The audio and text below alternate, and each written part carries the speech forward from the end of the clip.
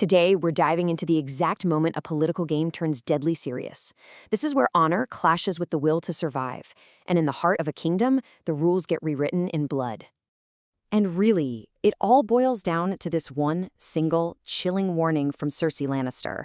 This isn't just a clever line, it's the fundamental law of her world.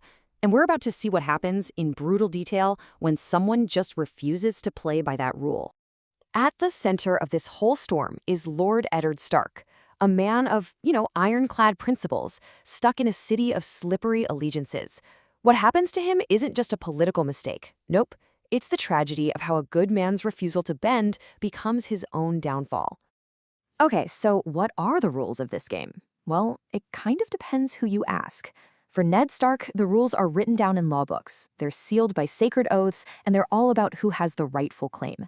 But for Cersei Lannister, the only rule is securing power for her family, and she will do whatever it takes. These two ways of thinking, they're not just different. They are on a collision course that's about to shatter the whole realm. You see, the game can't really kick off until the most powerful piece is taken off the board. The second King Robert Baratheon falls, it creates this massive power vacuum. And into that empty space rushes all the chaos, all the ambition, and all the betrayal that's been bubbling just under the surface. And it all happens so fast. I mean, one minute there's a royal hunt, the next the king is mortally wounded. On his deathbed, Robert names Ned regent, basically handing him the keys to the kingdom. But here's the fatal flaw in that plan. A piece of paper, a will, is only as strong as the army that's willing to enforce it. And while Ned is holding the king's last words, Cersei is busy securing the loyalty of the actual soldiers in the city. The king dies, and any hope for a peaceful transition dies right along with him. So with the king gone, Ned has to act, and he has to act fast. But here's the thing, every single move he makes, guided by that strict moral code of his, is just a complete tactical disaster. These are his honorable but absolutely fatal blunders. I mean, just look at their playbooks side by side. You couldn't get more different. Ned truly believes the king's will and the laws of succession are unbreakable. Cersei, on the other hand, knows that power isn't something you're given, it's something you take. So while Ned is appealing to people's honor, she's out there bribing guards. He's playing chess, and she's about to flip the whole board over. You can really trace his downfall to three huge mistakes. First, and this one is just unbelievable, he confronts Cersei and tells her his entire plan. He gives his enemy a warning out of some misplaced sense of mercy. Second, when Renly offers him 100 loyal swords to secure the city, he says no, calling it dishonorable. And third, his whole strategy relies on the help of Petyr Baelish, a man whose nickname is literally Littlefinger because he's such a schemer. Every choice, made for the sake of honor, just digs his own grave deeper. So while Ned is trying so hard to do the right thing, Cersei is laser-focused on doing the winning thing. She uses that precious time Ned gave her to counter his every move and set up her final brutal checkmate. So picture this. Ned Stark strides into the throne room holding King Robert's will. He's got the law on his side. He fully expects the gold-cloaked City Watch, who he thinks Littlefinger has secured for him, to back him up. He's confident, he's determined, and he is walking straight into an ambush. Because, of course, Cersei already bought the City Watch. The very men Ned was counting on to uphold the law turned their swords on him. And in that one shocking, bloody moment, the entire power structure of the kingdom is turned completely upside down. And then you get the final twist of the knife.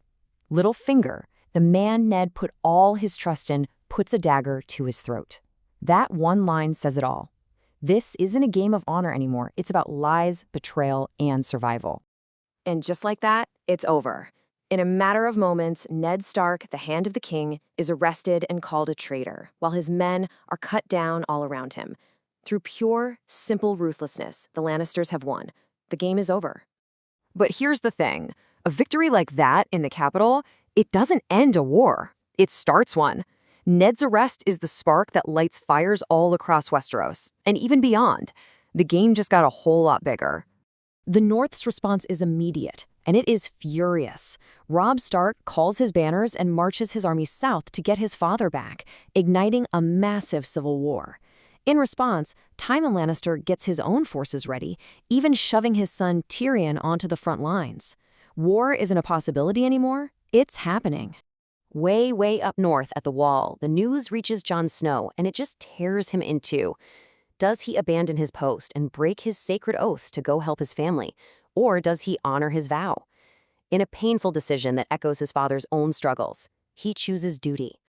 And what about across the Narrow Sea? Well, the consequences of the old king's actions are still causing trouble. Daenerys Targaryen is still a target.